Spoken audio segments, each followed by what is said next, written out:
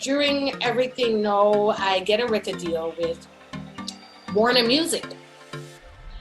Hi everyone, this week on the Trailblazers we have the vibrant Empress. Tune in to hear her phenomenal story from life in Australia to Hollywood to Jamaica, her rules for success and her tips on becoming a person of value and influence. Stay tuned. By the way, if you are interested in getting clean and clear skin, click the link in the description box of this episode and every Trailblazer will get 5% off each purchase from Kyoris Beauty.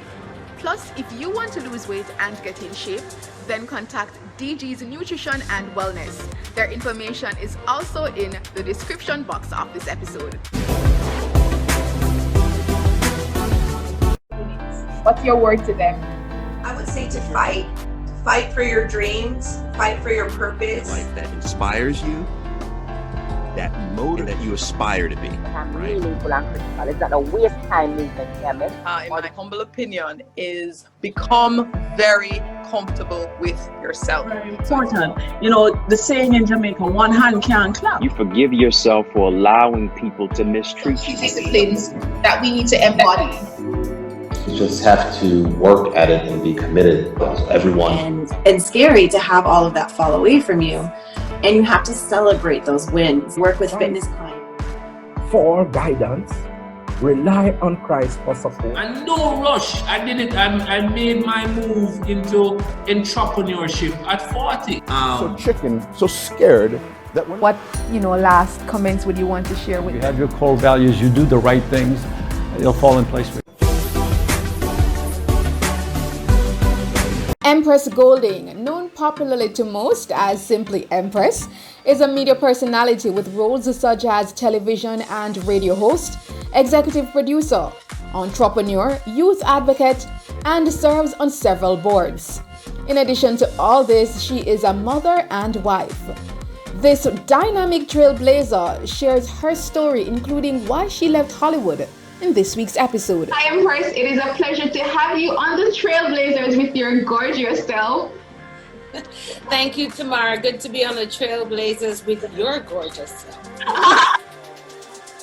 Thank you so much. It's indeed a pleasure. I mean, Jamaicans know you, not only in Jamaica, but globally as well. But you are phenomenal in terms of, media as a media personality, but also you're so much more than that. You're a businesswoman and the whole works. So tell us about your story, because people see you, but I understand that you grew up both in Jamaica and Australia. So tell me about that. Yeah, so it's a long story. So basically, I was born in Australia, conceived and born in Australia to my mother and my father.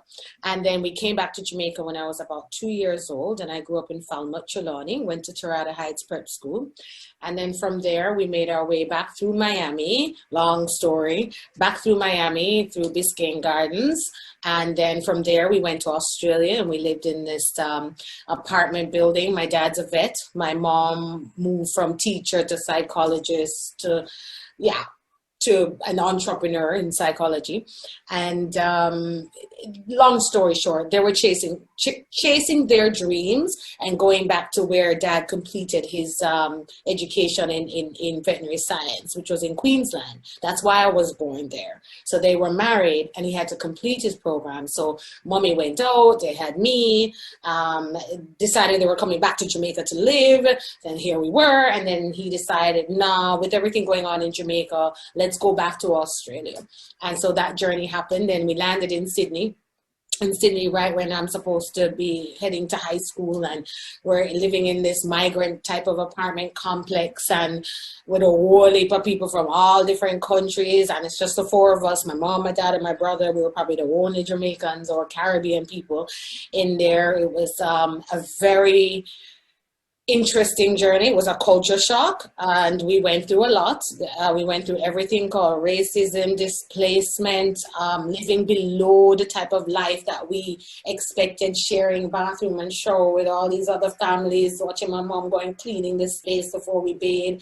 And so it wasn't something we were used to, but it's a part of that Caribbean journey of searching for a better life. And we were there with our parents' guidance, and we moved from there, Sydney, to another another small country town where I started high school, which is called Deniliquin in Australia. Very, very small. I don't even know if there were 3,000 people there. I can't remember the population. I have memory problems, I don't remember these small details, but small little country town.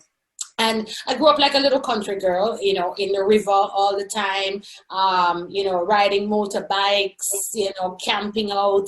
And I had a lot of different friends who were mainly Australian. But that is where I started to really go through identity crisis, searching for identity, challenged by my personality in a whole new culture.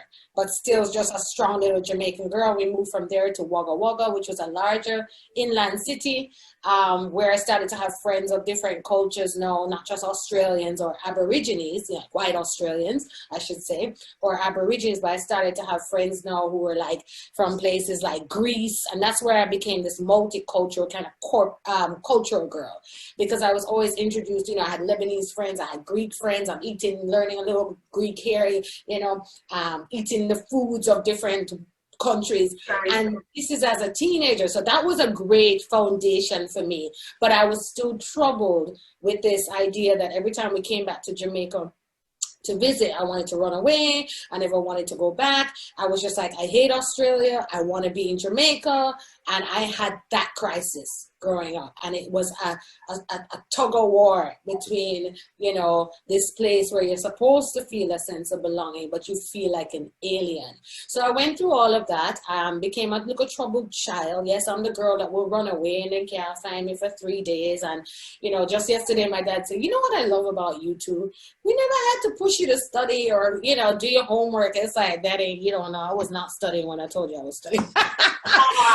Yeah, it was really funny because, a long story short, going through high school, it was my brother and I. He is a couple years younger than me, and so that was my journey. And then I left the nest at 18. I was pursuing higher education, a record deal, certifications here and there. I went to Hollywood. I want to just kind of zoom in a bit. So it's interesting though that you mentioned that your parents they were pursuing their dreams, and that's why they went back to Australia in a sense. So you sort of always grew up with that sort of, I guess, that foundation or that example that you should go after what you desire and your dreams, right?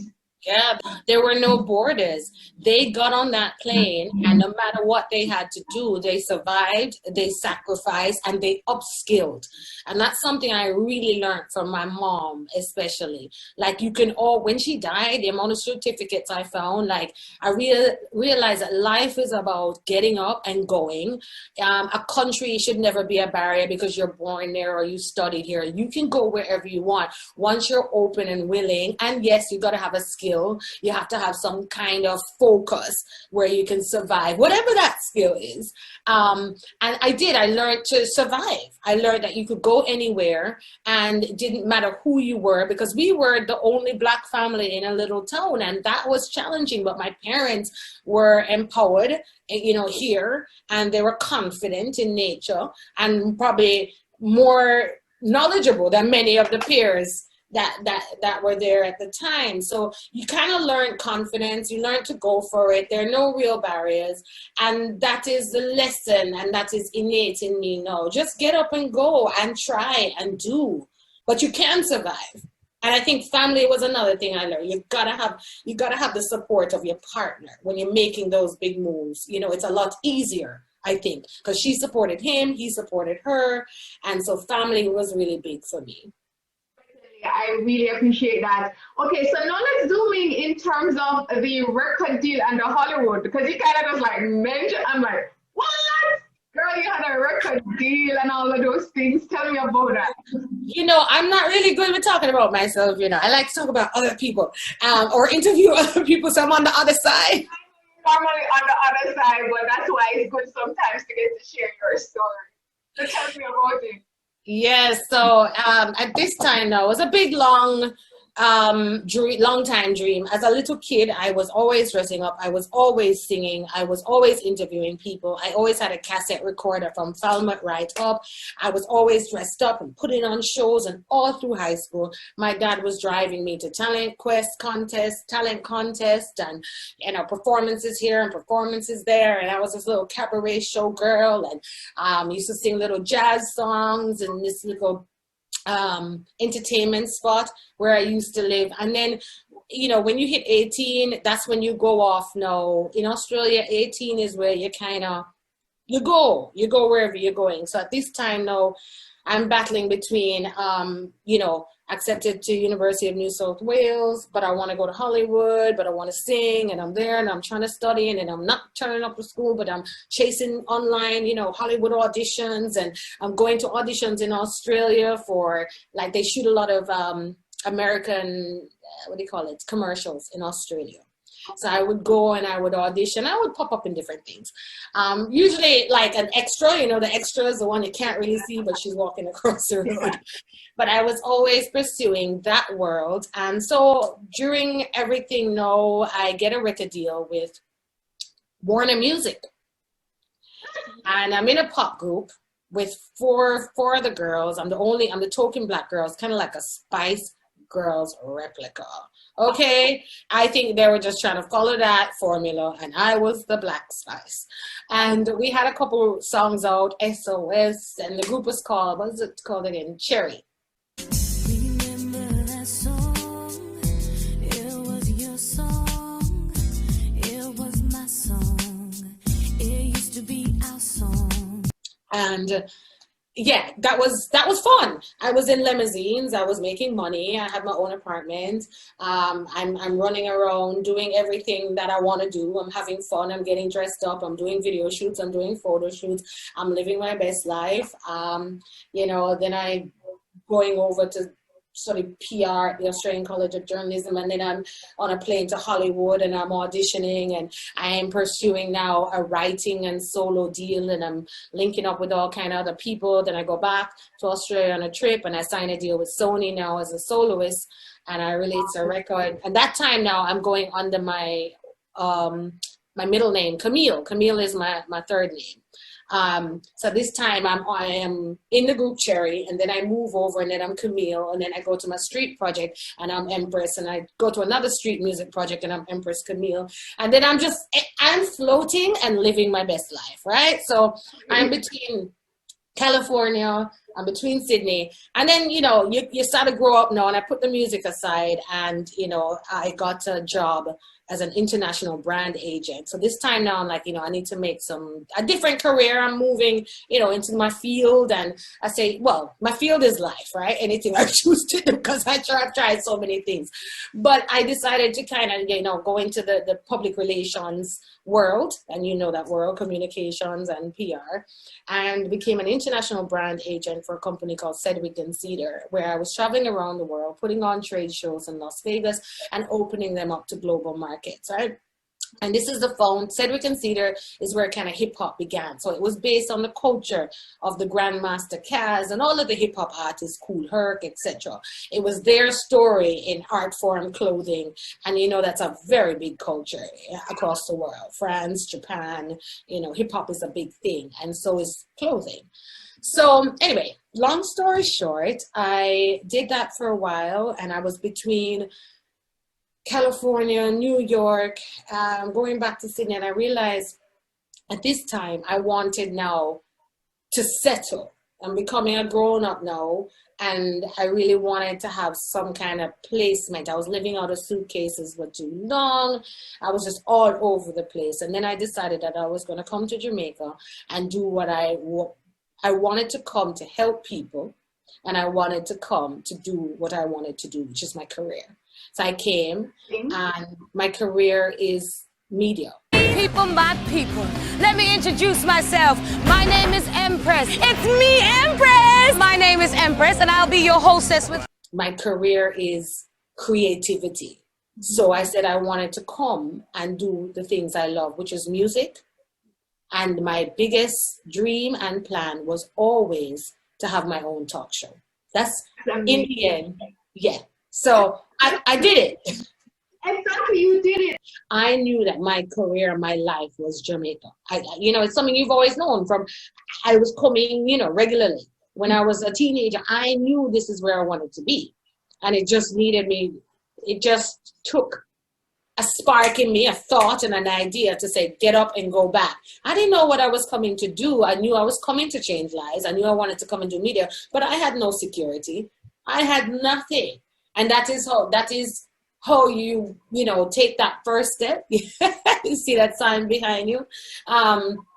You just got to go where your heart leads you and your mind leads you. And if you're empowered and you have a little bit of knowledge in here about how to survive in this world, and you've been through it, then I tell people all the time, take the first step, because you'll never be able to enter the door if you don't knock, turn the knob, and take a step in. You're not going to know what's in front of you. So when you're following your dream and you're following your passion, you get up and you do it, and you end up where you want to be. So sometimes, you just got to explore your talent.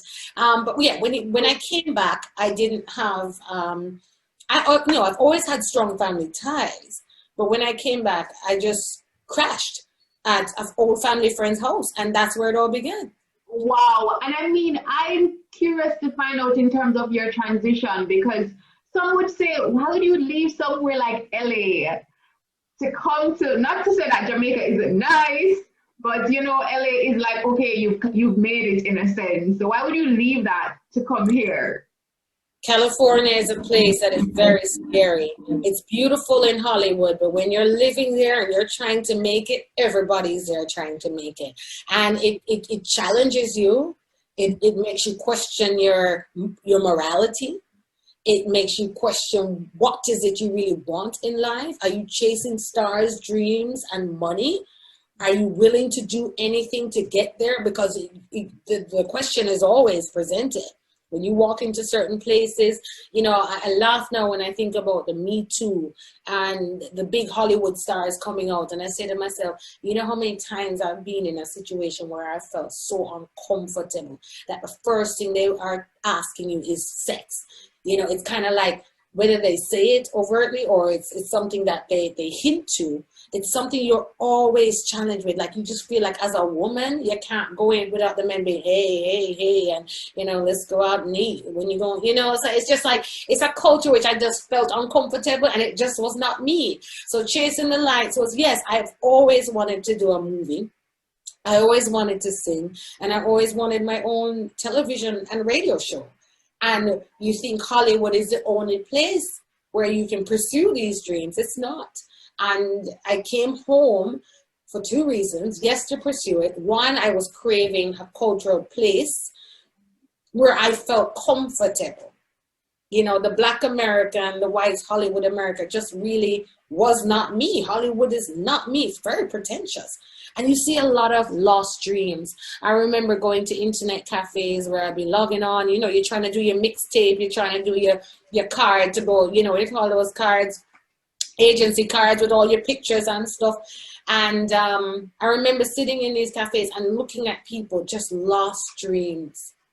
Just people idle. I remember looking at prostitutes. I remember one time when I was chased down by a van that followed me in the car, and my heart was beeping and beating so fast. My heart was beating so fast, and I was saying to myself, when you turn on the television, you look at bail bonds and kidnappings. I remember seeing these things and thinking, I don't know if I want to live here.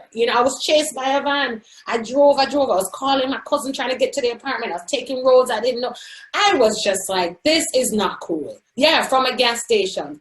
So there were little things like that which frightened me as well about California, and it just seemed too big. It seemed too big for me. I needed to come to a place where I was comfortable. And I came back home to Jamaica, and I'm happy. I'm in a happy space, and I'm at my husband, and I'm helping people, and I'm learning every day about life. I'm sitting on important boards. I'm making decisions that is benefiting my nation. And really and truly, I can go to my grave tomorrow and say I've lived my best life. What more do I need except to keep doing whatever in God's name my mind says I should do, and to raise my children? I mean, that is like the ultimate success. to give my children the best life and allow them to be who they want to be. Yeah, it's been a good journey, but you know, I've been through the ups. I've faced a lot of the challenges we hear on the news. I felt threatened. I remember being in a club in LA, and there were a bunch of gang members who had me in a corner, and I thought to myself, how am I going to make it up the stairs to get to the main area where my friends were? There's so many stories that we women, we don't tell them, but I remember having my life flash in front of me and saying, how am I going to get through it? And I remember when I got to my friends who I got there, and there were some male friends, and said they were like telling me that it was a certain gang group, and I could get out of here and stuff like that. But it was kind of like I was pulled, and they were touching me, and I was trying to get to the top, and I kept saying, what if I was your mother?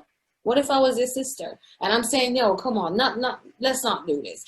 But it shows you how vulnerable we really can be at any given time. And you got to really watch your back. And some streets, even in Jamaica, it's very dangerous for women. And, you turn your back. If we look at the crime now. So even as a woman, that's on my heart. I have to ask, what are we going to do to protect our little girls and our little women, especially those who are out there on their own, chasing those big dreams in those big cities? We don't even know the half of what they have to face. And I think we need to be more aware about that and more supportive. Aware of it and supportive. And I mean, Empress, you are no doubt a multifaceted woman, a media personality. I mentioned all of the different accolades at the start and so much more. And you are somebody that many look up to as a woman of value and a woman of purpose. So how is it that, not only for the women, but just anybody who is watching an aspiring trailblazer, that they can become somebody of value, a woman of value then, and, make their mark no matter the field or the industry? Because you, as you mentioned, you're a creative, you span various sectors, but at the same time, how is it that you've managed to remain true to yourself and fulfill the purpose that you feel like you were sent here to do? I think the universe speaks to you, the ancestors speak to you, and God speaks to you. And as I say, as a little child, you know who you are. But you also have to create a clear code of ethics for yourself and a value system.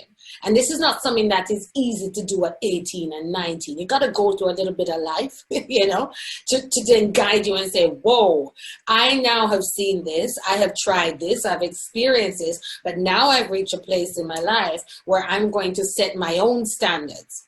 So I have my own standards, and I'm allergic to anybody that tries to steer me right or left of my standards, my goals, my code of ethics, and my morals. You understand?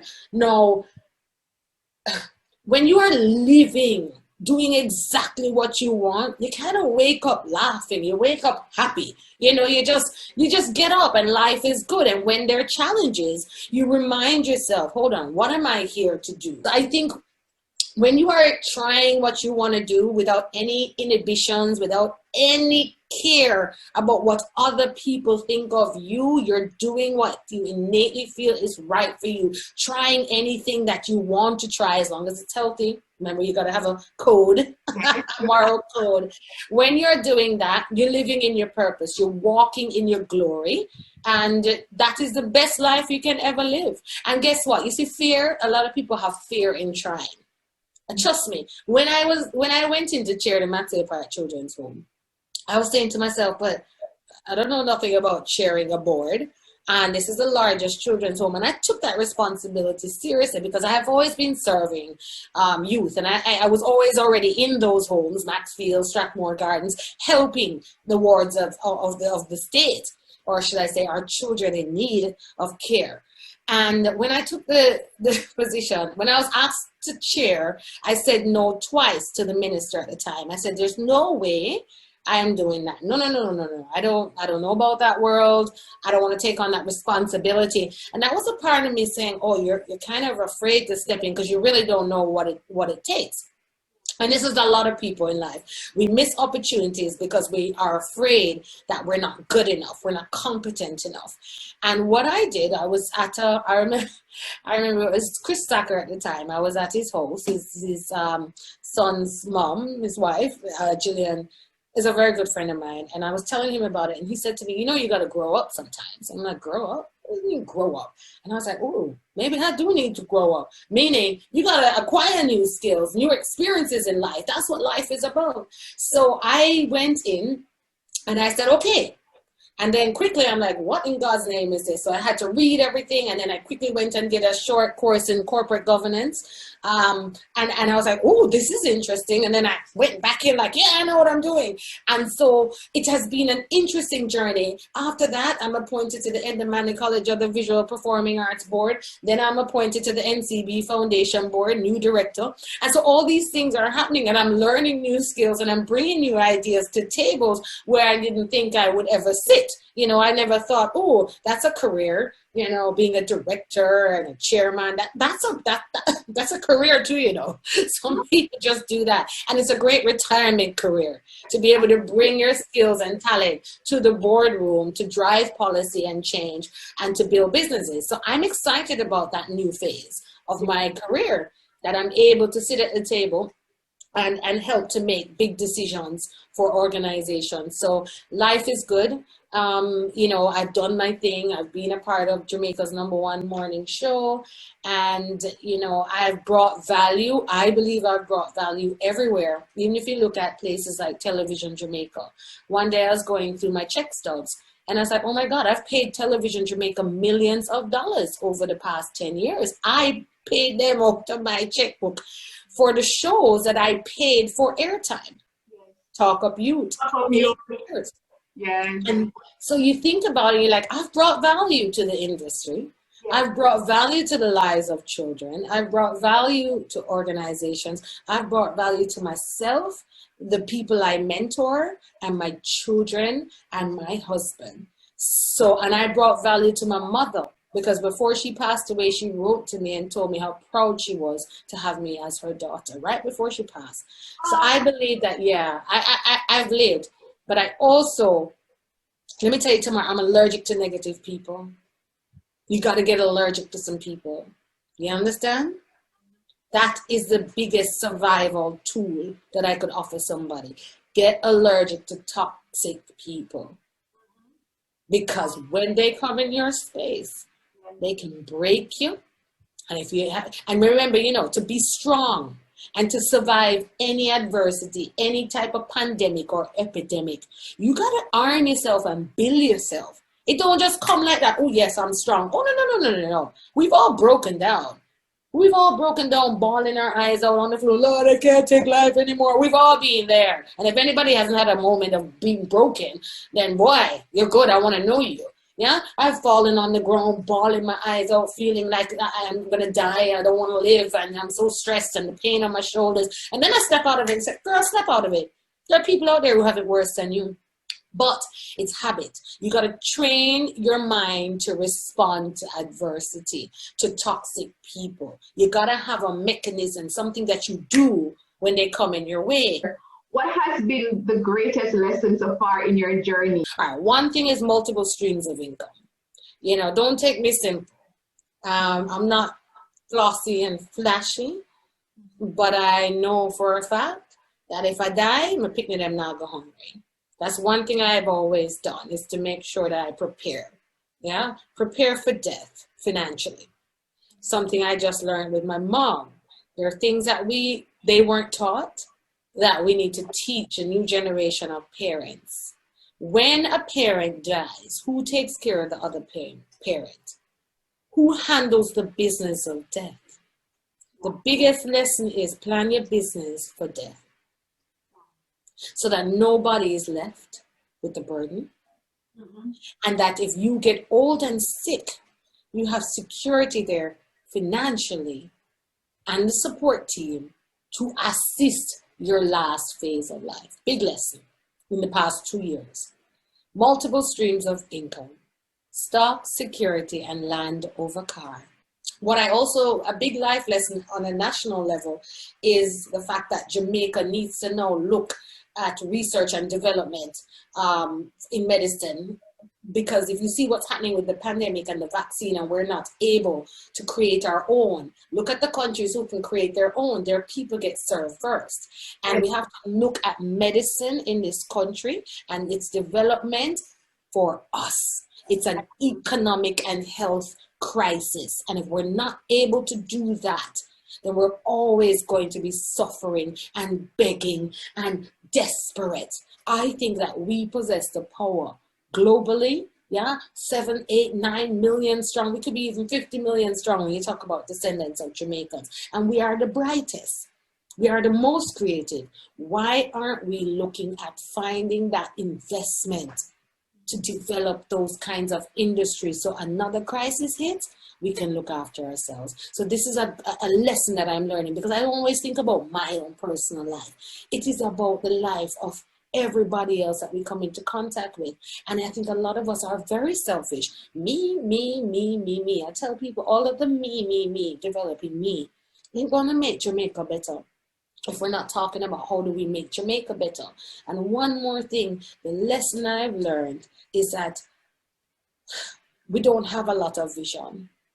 I think we talk a lot, but I don't think our vision is explored enough to the point where we are tenacious and just audacious and just revolutionary. Indeed. And we could go on, because I know you're an advocate and you're very passionate. No, and I love it, because you raise some very serious points, some very serious issues that we definitely have to take into consideration and, work towards. But my final question for you, and I'm sure our viewers want to know as they are watching, we know your journey, we've heard some of your journey, because I know it would take a longer interview to pretty much hear everything, but share with us one crucial thing that just about any person needs to transform their life, to become a person of value, and to really become a trailblazer, no matter where in the world, no matter their situation or their circumstance. Each human being, no matter where you are, has to become an athlete. You have to see yourself as a world champion athlete. What does that mean? You have to get up every single day and you got to work out. You got to exercise. Every successful athlete has a coach. Ask yourself, who's your coach? And when you identify that coach, hang on to them, listen to them, allow them to guide you, but also you got to have adrenaline. Yeah. You got to be excited about it. You got to wake up like, yeah, a little bit of nerves is good for you. Okay, you got to get ready for here, ready, set. You hear when you sit, you see when you hear go, you can't look back, you just got to keep it moving. And I'm big on that. Yeah, there are times to reflect and look back and learn the lessons.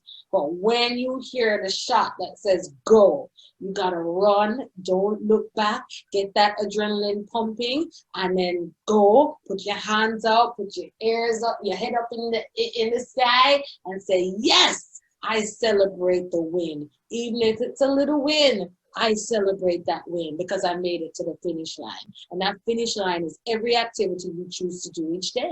But be an athlete in life. Be an athlete. Be an athlete, certainly. Be disciplined, work towards it, and run the race. I definitely appreciate that. I know I said it was my final question, but quickly, I'm curious to know about the singing career, because I've heard you sing before and you're a good singer. So do you think it's something that you would try again, because you're actually a good singer? I am living vicariously through all my friends who are entertainers. Sometimes I sneak and watch a video. I'm like, oh, I wish I could be doing that right now. That's fun. Getting all dressed up and singing this stuff on cameras. I love music. I have a little bit, I'm confident in every other area of my life. But sometimes when it comes to music, I'm like, maybe I'm really not that good. But some people say I'm good. And so maybe that's where I need to get a little confidence boost. But you know what? I sing in the shower. One day I turned on karaoke at home and I was feeding my kids in the kitchen. You have the island and they're sitting on the stool and I'm there feeding them a nice healthy meal. Turn on karaoke and those Bluetooth microphones. And I was singing, what song was it? oh God, I can't remember the song. I was singing a bunch of songs, but there was one in particular, and they were just looking at me like, oh God, not love a man, where can you be? There was a couple of them, Natural Woman, and I was just having time of life. And then I said to myself, look at that. I'm singing for my kids. I got an audience, 2 people, so I'm still singing. Still singing, but you know, maybe it's a reason that I'm pushing it. Maybe it's something, I'm serious. I don't know why I feel led to say it, but because I thought you were good. And the truth is, sometimes we have some dreams, and because you're so talented and you're so good at so many other things, but you even had a record deal at one point. So I would encourage you, as we close off this interview, to also revive that dream. I know you're singing for your kids, but revive it to reach even a larger audience again, because you're really good. Oh, thank you. You know what? I may just do that. I'm writing it down. Yes, right? Keep singing, keep singing, keep singing. This was definitely a very good conversation. We have to do it another time. Perhaps you can sing some more. I love it. Keep on being the amazing trailblazing woman that you are, and just continue to break barriers and continue to be a woman of value. And we really appreciate you sharing on the program.